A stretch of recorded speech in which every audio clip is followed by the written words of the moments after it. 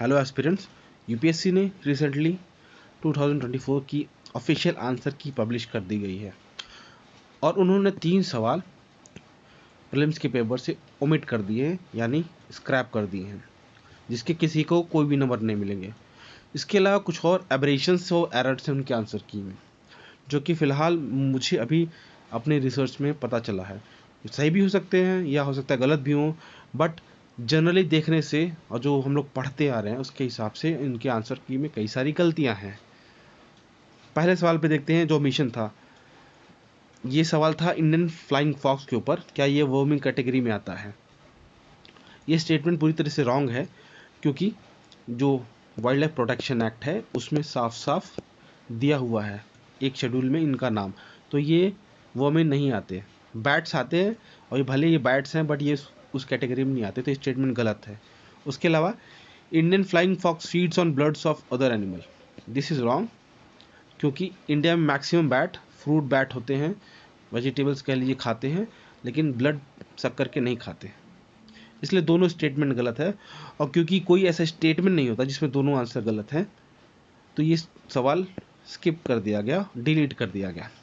अब क्वेश्चन ये आता है कि यूपीएससी क्या 100 सही सवाल नहीं बना पा रहा है, इतनी मिस्टेक्स क्यों हो रही है उनके आंसर की में पिछले कुछ सालों से। आपका साल भर का सबसे बड़ा पेपर है, आप क्यों ऐसे सवाल बना रहे हो जो कि आपको डिलीट करने पड़ जाए। ये आपकी एफिशिएंसी पे क्वेश्चन उठाता है, आपकी एफिशिएंसी पे क्वेश्चन उठाता है कि आप इतनी प्रीमियर इंस्टीट्यूट हो, इंडिया का कॉन्स्टिट्यूशनल बॉडी है आप, स्टिल आप इतनी सारी मिस्टेक्स कर रहे हैं। This is wrong. और आप आंसर की क्यों नहीं पब्लिश करते प्रीलिम्स के रिजल्ट डिक्लेयर करने के साथ, दिस इज़ रॉन्ग। फिलहाल अब दूसरे सवाल पे आते हैं, ये तो बाकी भी टॉपिक है हमारा डिस्कशन का। जो दूसरा सवाल था ये था एक्टिविटीज़ जो रडार टेक्नोलॉजी यूज़ कर सकती है। इनका ऑफिशियल आंसर है 2 पार्ट है, या जनरली माना जाए कि इन्होंने इन किसी 2 को माना होगा, बट आंसर मेरे हिसाब से 3 होना चाहिए, ऑल 3। देखिए इस पे प्रेसिपिटेशन के ऊपर पहले भी आ चुका कि ये था, तो इन्होंने मान लिया ये सही माना गया। और tracking of migration of animal, हाँ रडार से होता है यूज़, तो 2 स्टेटमेंट सही, तो मान लेते हैं ये दोनों स्टेटमेंट सही है। इसके अलावा जो दिक्कत दिख रही है वो है identification of narcotics on passenger eight airport और in aircraft.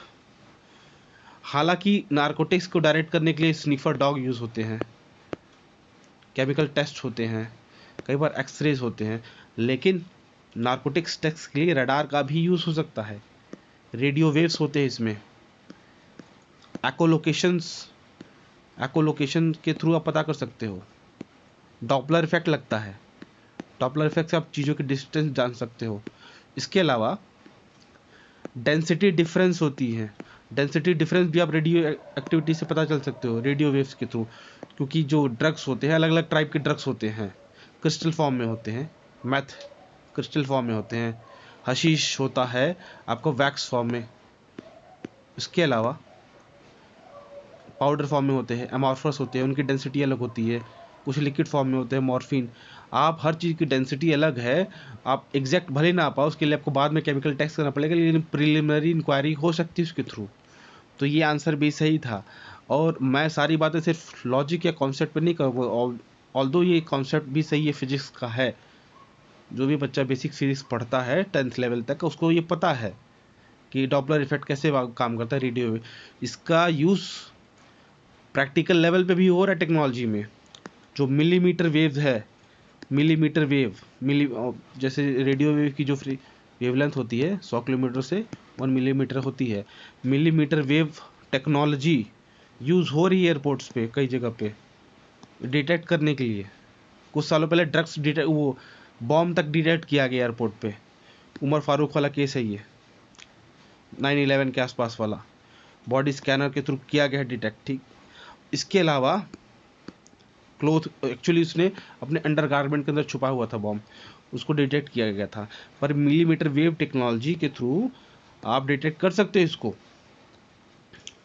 And this is millimetre wave is not X ray, millimetre wave is a part type of radar wave, radar wave है, तो रेडार टेक्नोलॉजी से इसको डिटेक्शन हो सकता है। Radar by the way is radio navigation and ranking. Radio wave के through आप चीज़ों को जानते हो, पहचानते हो। बहुत सारे यूज़ है इसके। रडार टेक्नोलॉजी का आजकल हम लोग यूज़ कर रहे हैं, डिफेंस टेक्नोलॉजी में बहुत ज़्यादा यूज़ हो रहा है। ये देखिए कैसे मिलीमीटर वेव टेक्नोलॉजी काम कर रही है। आपको आदमी यहाँ से पास होता है, अगर बॉडी में उसने कुछ भी कंसील करके लेके जा रहा है तो ये आपको बता देता है। फिर सेकेंडरी एग्जामिनेशन होता है, फिर बाद में स्निफिंग भी कर सकते हैं आप। केमिकल टेक्स लैब ला के 2-4 महीनों में या 10 दिन में भी कर सकते हैं। आप ऐसे यूज़ कर रहे हैं इसको डिटेक्ट करने के लिए। तो आपने ये तीनों एप्लीकेशन में तीनों सवाल सही थे। इसके डाउट ज़्यादा इसमें था इसलिए मैंने इसको बता दिया, लेकिन यूपीएससी के आंसर की गलत है। तो ऐसे सवाल बनाने से जो बहुत मेहनत कर रहा है बच्चा उसको नुकसान हो जाएगा, या जो बॉर्डर पे उसको नुकसान हो जाएगा। बट यूपीएससी क्या लॉजिक से ये आंसर देती है, वी डोंट नो। देखिए आपको फिर से मैं वही बता रहा हूँ कि टेक्नोलॉजी कैसे काम करती है। ये काफ़ी रिसर्च करके, मुझे पूरा दिन लग गया इस रिसर्च करके ये पता चला है आपको। This is how radio wave is useful for detection of narcotics. ये देखिए कंपनी भी है, ये प्रोवाइड करती है। ये बॉक्स जो था मिलीमीटर वेव स्कैनर है, इसके बेनिफिट्स देख लीजिए। ये नार्कोटिक्स, ये बेसिकली अपना तो बेच रहे थे, लेकिन दिस इज कंपनी जो प्रॉपर एक प्रोडक्ट बेच रही है, तो ये अभी वोग में है ये। अगला है हाइड्रोजेल वाला। इसमें इन्होंने यूपीएससी ने ऑफिशियल आंसर दिया वन ओनली, कि कंट्रोल ड्रग डिलीवरी इन पेशेंट में हाइड्रोजेल यूज हो सकता है। बट ये बहुत ही वर्सेटाइल मटेरियल है। नेशनल यूनिवर्सिटी ऑफ सिंगापुर ने भी इस पर काफ़ी रिसर्च की है। उसके और बाकी यूनिवर्सिटीज़ के रिसर्च लैब्स के भी मैंने रिसर्च पेपर्स देखे हैं। इसका यूज़ मोबाइल एयर कंडीशनिंग में भी हो रहा है और इंडस्ट्रियल लुब्रिकेंट्स में भी हो रहा है। तो इसका आंसर डी होना था यूपीएससी के ऑफिशियल आंसर की में आंसर ए है। हम बात करते हैं कैसे hydrogel for lubricant synthesis property mechanism challenges. Lubrication के ये आर्टिकल है, मैं आपको आर्टिकल का एब्स्ट्रैक्ट दे दे रहा हूँ ताकि आप समझ जाओ। फंक्शनल लुब्रिकेंट इससे बना सकते हैं, axle non anti friction anti wear properties, industrial use के लिए भी बनता है ये। फ्री रहना तो आप बाकी देख लेना। देखिए अब ये टेक्नोलॉजी कैसे काम कर रहा है। एयर मॉइस्चर को प्रैक्टिकल लेवल पे हार्नेस कर रहा है, एयर मॉइस्चर को, ये उसके तरीके हैं।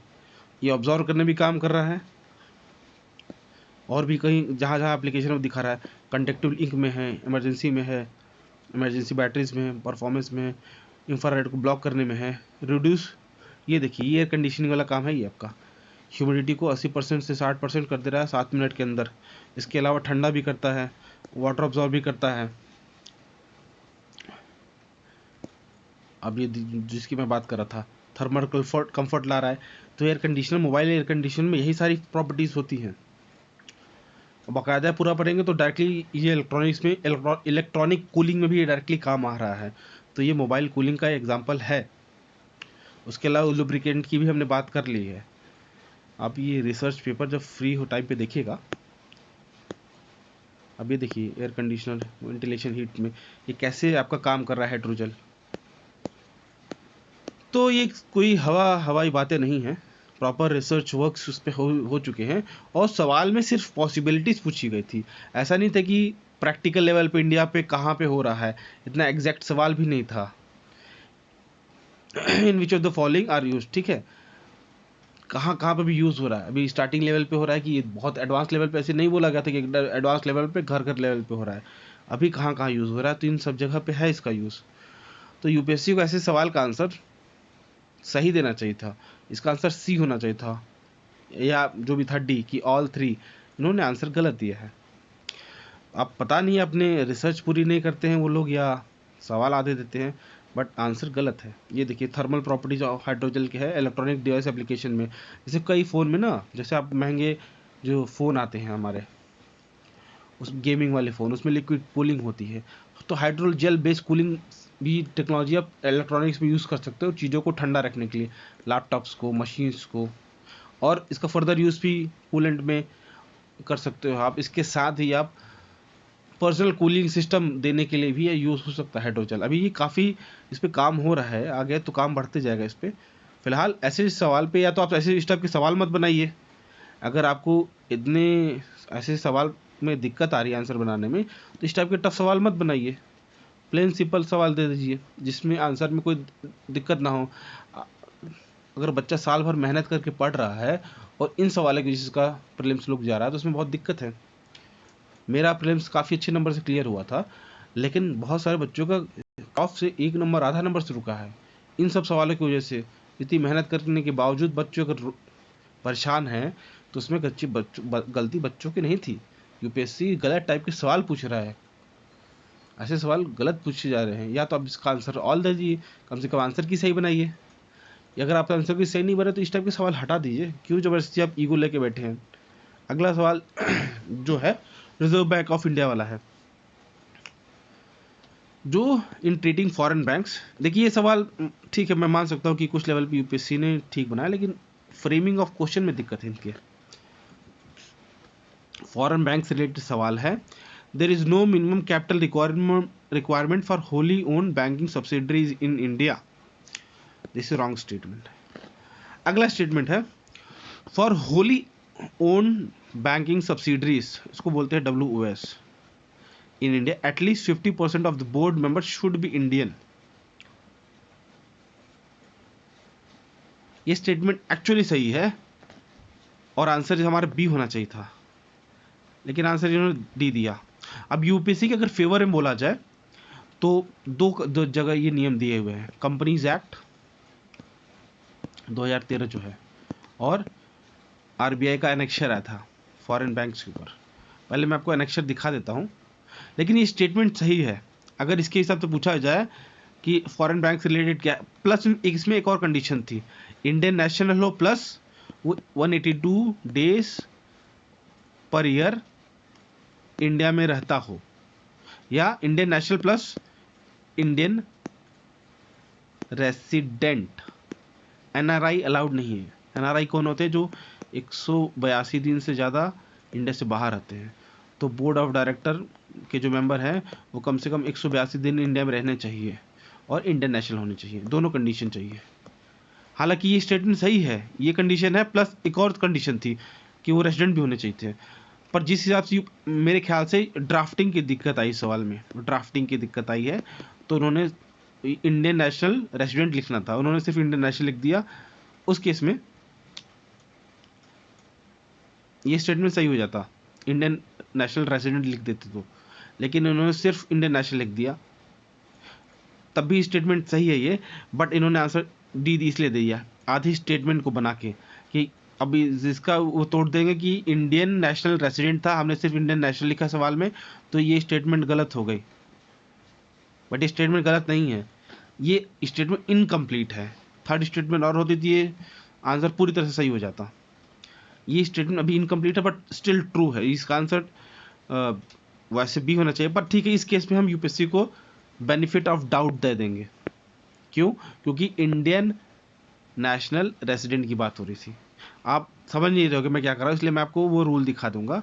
ये फॉरेन बैंक से रिलेटेड रूल है यूपीएससी का, WOS जो हमने बात किया था कि not less than 50% of director should be Indian national resident in India. तो उन्होंने स्टेटमेंट में अगर शुरू में नॉट दे देते या इंडियन नेशनल रेसिडेंट लिख देते तब सही होता। बट इंडियन नेशनल, इसको तोड़ा कैसे जाए तो वर्ड कैसे बनेगा, इंडियन नेशनल हुआ रेसिडेंट ऑफ इंडिया। अब इंडियन नेशनल रेसिडेंट का मतलब ये होता है 182 दिन वाला नियम है। खैर, इस केस में फिर भी मैं यूपीएससी को बेनिफिट ऑफ डाउट दे दूंगा। टेक्निकली ये स्टेटमेंट सही था तो आंसर बी हो सकता था, लेकिन आप ऐसे गलत सवाल मत बनाया करिए कि लोग कॉन्सेप्ट और फैक्ट के अलावा उनको और कन्फ्यूजन हो जाए, लैंग्वेज की दिक्कत। तो आपने लैंग्वेज बैरियर क्रिएट कर दिया यहाँ पे गलत स्टेटमेंट फ्रेम करके, ये आपके पार्ट पे रॉन्ग है। फिलहाल मैं इसलिए इसको बताया ना कि ये सवाल मैं नहीं डिस्कस करता, इसलिए बताया कि आप समझ जाओ कि लैंग्वेज बैरियर क्रिएट करके, कन्फ्यूजन क्रिएट करके, एम्बिग्यूटी लाके आप कैसे अच्छे खासे मेहनती बच्चों का करियर बर्बाद कर रहे हो। एम्बिग्यूटीज नहीं होनी चाहिए। बीइंग ए लॉयर मैंने ये नियम पढ़ा था कंपनीज एक्ट में, लगता मुझे पता था एग्जैक्टली यही है, बट ये सिर्फ एम्बिग्यूटी की वजह से इस टाइप के सवाल, ये सवाल मेरा गलत हो गया। क्योंकि लैंग्वेज वाइज वो सही था, भले इनकम्प्लीट था, तो यूपीएससी पूछना क्या जा रही है आप नहीं समझ पाओगे वो। और ये सवाल भी डिलीट कर दिया गया है। हालांकि ये डिलीट नहीं होना चाहिए था। Syndicate lending spread the risk of borrower default across multiple lender, सही बात है। और syndicate loan can be fixed amount lump sum of funds but can not be a credit line, ये स्टेटमेंट गलत है। पहला सही है, तो इसका आंसर सीधे हो जाना चाहिए था सी। यूपीएससी ने क्यों ये सवाल डिलीट कर दिया? अब 2 नंबर का नुकसान हो गया ना आपका, क्योंकि सवाल जिसको कॉन्सेप्ट पता उसने सही कर दिया होता, अगर डिलीट नहीं होता तो 2 नंबर का फ़ायदा मिलता, लेकिन हमने डिलीट कर दिया, जिसने नहीं अटेम्प्ट किया उसको ही फ़ायदा मिल गया ना, क्योंकि अब 100 की जगह 99 हो गया। खैर 3 सवाल हटा गया तो 97 सवाल में से मेरिट बनेगी, तो कई लोगों को नुकसान हो गया ना, जिन्होंने मेहनत की, एक्स्ट्रा टाइम दिया। तो ऐसे सवाल क्यों गलत किए गए, अब इसका रैशनल क्या है पता नहीं। अगला सवाल कॉर्नवालिस का है, रेवेन्यू कलेक्शन का ऊपर। पहला स्टेटमेंट देखिए रैयतवारी है, ये तो सीधे गलत है, क्योंकि 1820 में रैयतवारी आया था थॉमस मुनरो के टाइम पे। अब पहला तो गलत था, पर दूसरा स्टेटमेंट सही है, इन्होंने डिलीट कर दिया। क्यों डिलीट कर दिया? Under permanent settlement in Bengal if zamindari failed to pay his revenue to the state on or before fixed date he would be remove from zamindari, ये स्टेटमेंट सही है। हालांकि ये नियम 1794 में आया था, बट ये बेस था 1793 के जो कॉर्नवालिस का जो रूल था उसी पे सनसेट क्लॉज बेस था, ये इसको सनसेट क्लॉज कहते हैं। ये रूल बना के गए थे, फिर इसके चेलों ने इम्प्लीमेंट किया था, इनके चेले बाद में गवर्नर बने, लेकिन उन्होंने इम्प्लीमेंट किया था। ये सवाल डिलीट नहीं करना चाहिए था, लोगों को 2 नंबर मिल जाते, आपने डिलीट कर दिया, क्या रैशनल इसका पता नहीं। ये देखिए उसमें ये होता है कि अगर आपने टाइम पे रेवेन्यू जमा नहीं किया तो आपसे जिम्मेदारी छीन ली जाएगी, किसी और को दे दी जाएगी, यही चीज़ यहाँ पे लिखी हुई है। एक और रिसर्च पेपर है, वहाँ भी सेम बात कही गई है, ठीक है। इसमें इनको रिमूव कर दिया जाता है सीधे।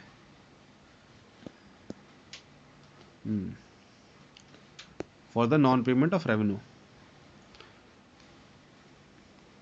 आप सवाल ऐसे डिलीट करके यहाँ भी 2 नंबर का ऐसे नुकसान हो गया बिना किसी रीजन के। डिलीट नहीं, ऐसे सवाल क्यों डिलीट कर रहे हैं? अब ग्रामेटिकली, स्टैटिस्टिकली और फैक्चुअली क्यों सवाल नहीं सही बना पा रहे हैं? अगला सवाल है, अब ये बताइए सवाल, consider the following statement, union finance minister on behalf of prime minister lays annual financial statement before house of parliament, इसका क्या मतलब है भाई?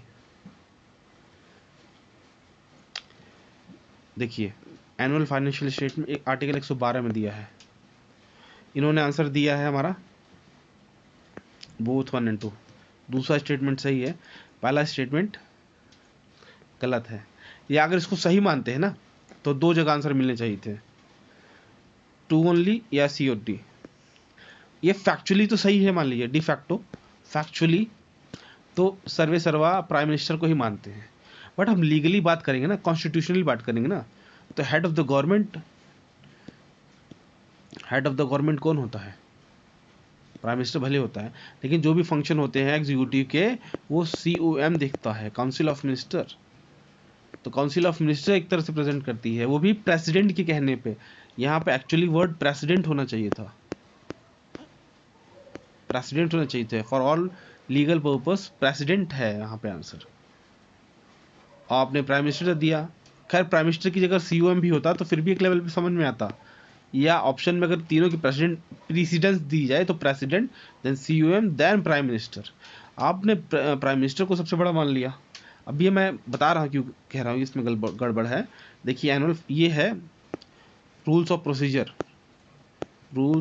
प्रोसीजर लोकसभा, आप इसका आर्टिकल 112 पढ़िए। द एनुअल फाइनेंशियल स्टेटमेंट और statement of the estimate received and expenditure of the government of India in respect of each financial year shall be presented to the house on as such day as president में direct, ठीक है, president जैसे direct करेगा वैसे करना पड़ेगा। and the budget shall be presented to the house in such form as finance minister may after considering the suggestion if any of the estimate committee, president जैसे direct करेगा तब करना पड़ेगा। और जिस लेवल पे करेगा तब करना पड़ेगा। दूसरा article 112, the president shall in respect of every financial year cause to lay before both the houses parliament statement of the estimate received and expenditure of the government of India for that year. In this part refer to the annual financial statement.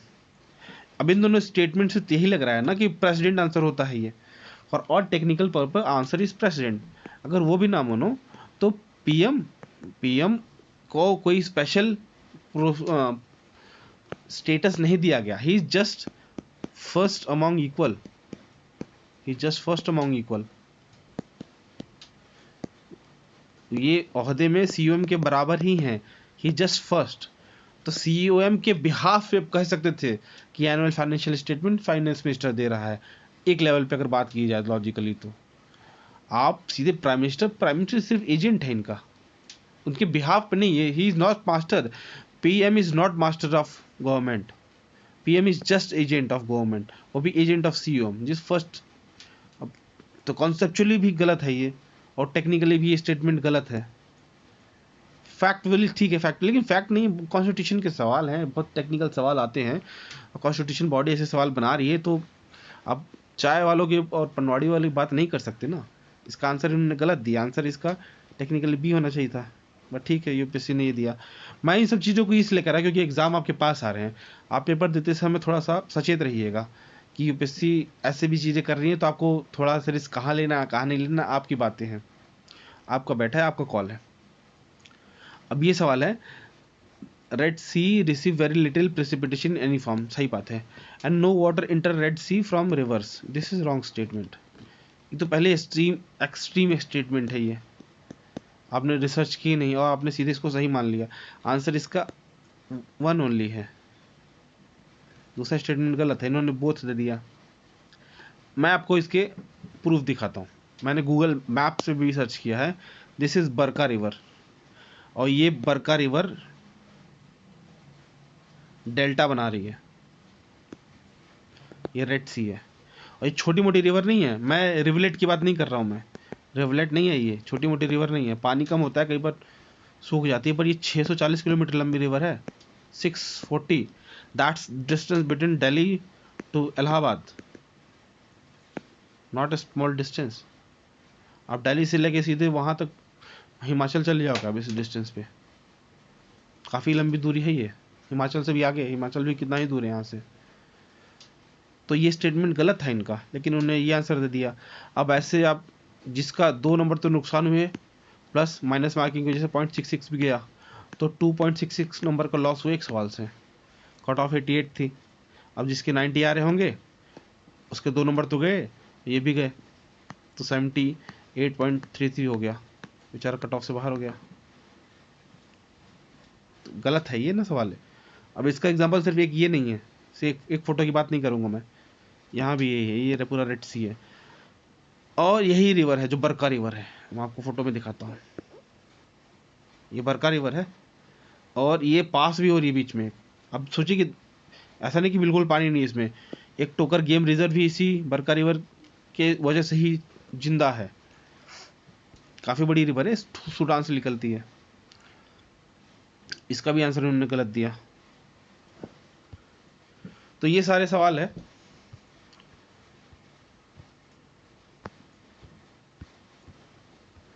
जिसमें UPSC ने mistakes किया।